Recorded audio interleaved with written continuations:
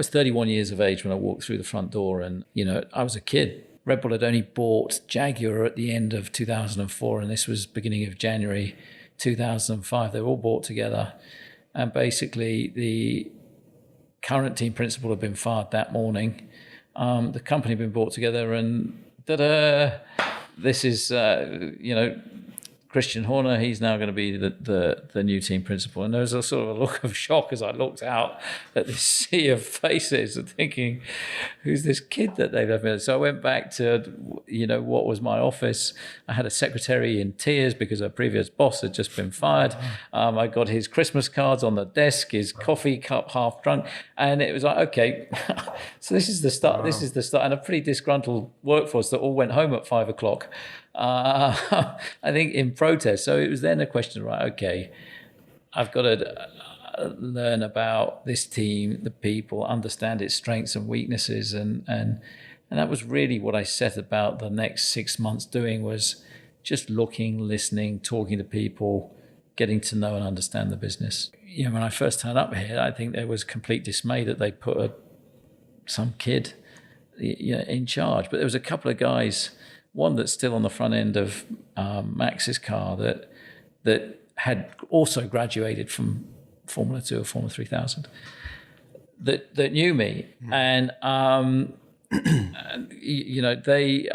they were tremendously supportive at that time. DC, who was our driver, I knew from those years back, go-kart racing, and he was a familiar face, and he was someone that I could bounce ideas off, because he'd driven for Williams, he'd driven for McLaren, and he'd come to Red Bull. So he was somebody that I said, well, I don't understand what on earth these guys are talking about, even the language they're using.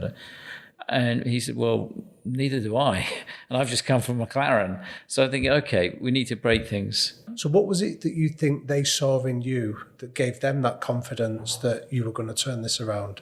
Well, I think Helmut Marko, I raced against his team in Formula 2. He then sold his team, and he became in charge of the young driver programs for Red Bull. And they had a really exciting young talent called Vitantonio Liuzzi.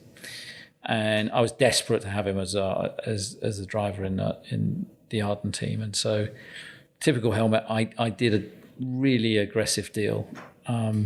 He did a really aggressive deal with me, where basically the minimum fee that he would pay was about 50%. So I said, okay, I'll do it for that, but for every Grand Prix we win, I want, there to be a 50,000 bonus, which he agreed to. And we won 9 out of the 10 races that year. So I think without that, I'd have gone bankrupt. But, and he liked that spirit and the fact that I got that confidence. You seem to have, it's not an arrogance, it's just a self-confidence that things will be okay. You're an optimist. Yeah. No, absolutely. I'm definitely glass half full rather than half empty kind of person. I think, look, you've got to push yourself. You won't get anywhere in life through being conservative. And I've always pushed myself to the limit. And as a result of that, you push the people, around you, take them on that journey.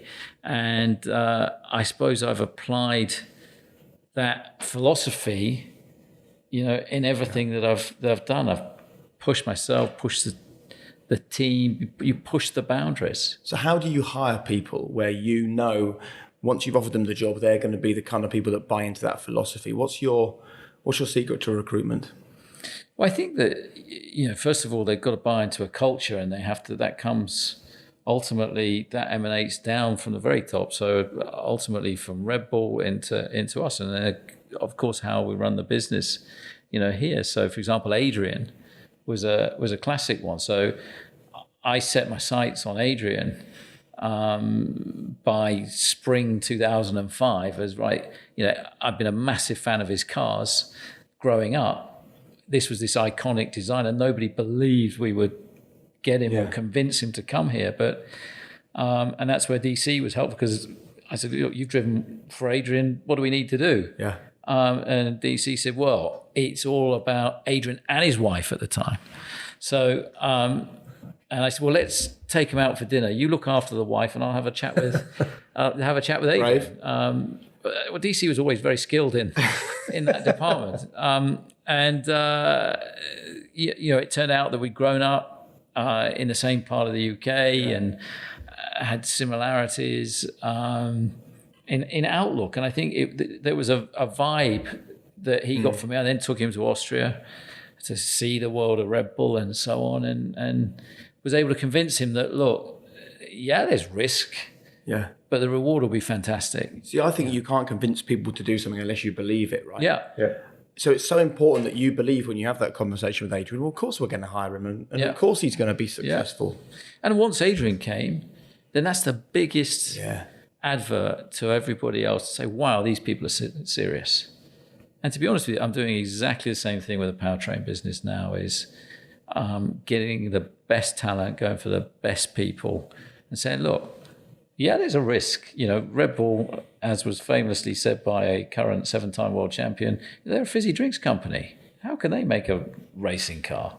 You know, and the same would apply to an engine. But, you know, we'll do it, and we'll do it well, and we'll get the best people involved, and we'll give them a great environment, and it'll be inclusive, and you know, that breeds and perpetuates throughout a business. And I think all the talent that we've brought into the team over the years, and the reason we've had tremendous stability as well, is because, you know, it just it perpetuates throughout the business.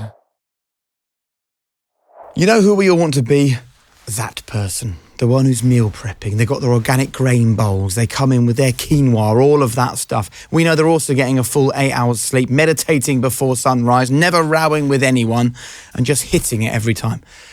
But let's be real. Who has the time for that? Like me, you've probably got loads to juggle: kids, work, exercise, pretending that you've got everything together at the same time, and something has to give. And for me, traditionally, that was energy.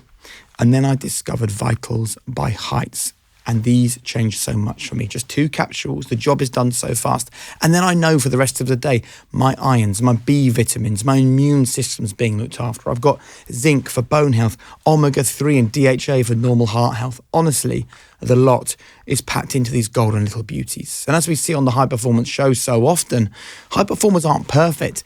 They've just worked out the smart things that make a difference. So why don't you do right by your brain, your body, and your health? Head to heights.com/Jake or enter the code HP20 at checkout for 20% off your first order. I think of all the myriad of hats you have to wear when you're the CEO of a team like this, and amongst all of that, the two people, I guess, at the centre of the team, the 2 drivers, you have to get the balance absolutely right between pushing them to their limits, but making them realise that they are driving for a team. How do you get that element right? I mean, I wonder whether that takes up more of your time than you'd want or not. Sometimes it does, sometimes it doesn't. And I think that different drivers need different approaches. I mean, some drivers very straightforward, and you know, you bolt them in and they deliver. Other need a bit of a arm around the shoulders. Some need a kick up the arse. You know, they're all very, very different. And the word teammate is a complete fallacy, because that's absolutely what they are not, because the guy in the other car is basically dictating your value. You know, that's and ultimately your career. So, because that's the only person that you can be truly gauged against. So, and I think with experience it helps. Having driven a bit helps, so that you can at least talk in a language and try to relate to some of the problems that they're experiencing.